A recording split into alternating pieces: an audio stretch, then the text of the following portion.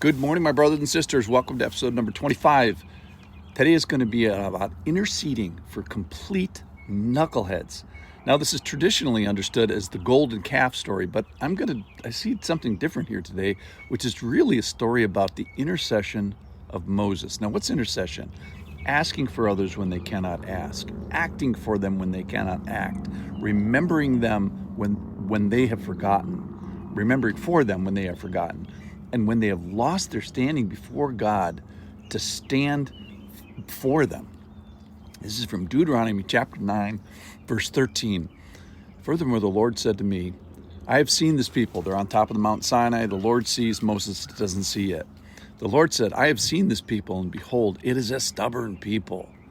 Yet let me alone that I may destroy them and blot out their name from under heaven. And I will make of you, Moses, a nation mightier and greater than they. So I turned and came down from the mountain, and the mountain was burning with fire. And the 2 tablets of the covenant were in my 2 hands. And I looked, and behold, you had sinned against your Lord. You had made yourselves a golden calves. You had turned aside quickly from the way that the Lord had commanded you. So Moses, the people that Moses has led, have violated commandment number 1 and 2. They've turned aside. They've built an image. They've valued it with gold. They've rebelled against the commandments. They didn't believe him. They didn't obey him. They were stubborn. They were wicked. And they were sinful. But then Moses intercedes. Verse 17. So I took hold of the 2 tablets, and I threw them out of my 2 hands and broke them before your eyes. And I lay prostrate before the Lord as before. For 40 days and 40 nights, he had just spent 40 days and 40 nights with the Lord on Mount Sinai. I neither ate bread or drank water because of all the sin you had committed in doing what was evil in the sight of the Lord, to provoke him to anger. For I was afraid of the anger and the hot displeasure that the Lord bore against you, so that he was ready to destroy you. But the Lord listened to me that time also. And the Lord was so angry with Aaron that he was ready to destroy him. And I prayed for Aaron also at the same time. Then I took the sinful thing, the calf that you had made, and burned it with fire, crushed it, grinded it very small until fine as dust. And then I threw the dust into the brook that ran down from the mountain. And I prayed to the Lord, O Lord God, do not destroy your people and your heritage. This is verse 26, whom you have redeemed with your greatness, whom you have brought out of Egypt with a mighty hand. Remember your servants, Abraham, Isaac, Jacob.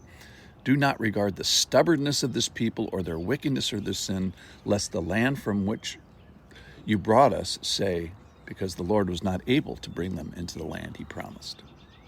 So absent this intercession, all of human history is changed. So what's intercession? It's speaking for a person who cannot or will not speak for themselves. It might be a child, the elderly, a sick person, the unborn, or the injured. It might just be someone who's innocently ignorant, or in this case, that have lost their minds to knuckleheadism.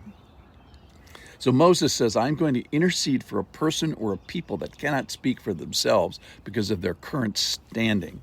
And here Moses speaks for a people that not only have wronged the Lord, but have wronged him personally.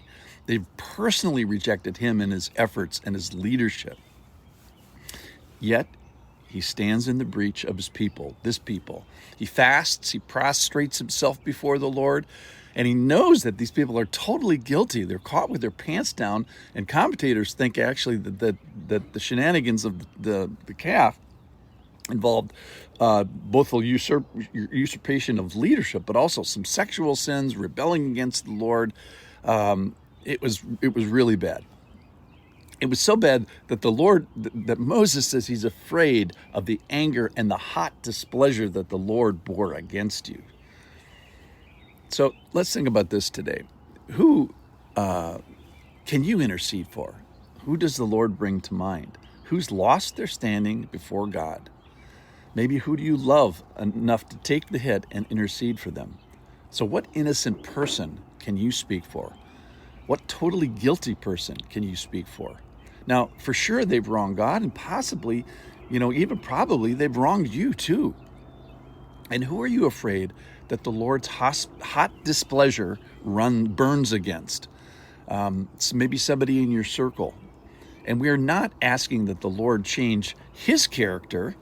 You know, he's figured out this way that he can maintain his justice and punish sin appropriately while also being the justifier. He can take the punishment upon himself in Jesus, read Hebrews, to make the knucklehead sinner stand as if without sin. So for who would you ask that great exchange? Moses asks humbly for his fellow Jews. And they're not a pretty lot, they're, at least not right now. They're rebelling, they didn't believe, they didn't obey, they were stubborn, the wicked, sinful. He actually handles the idol for those who can't handle it themselves. So spiritual leadership is to stand in the gap for people when they refuse to be led. They refuse even to be interceded for.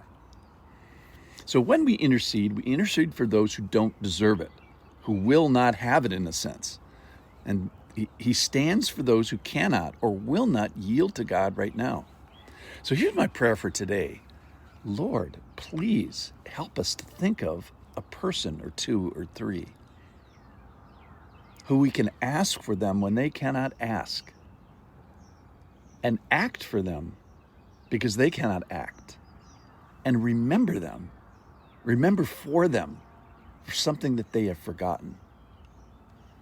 And that we can stand for those who have lost their standing for God, that we can humbly stand before God on their behalf. So today, let's intercede for somebody. Thanks for listening.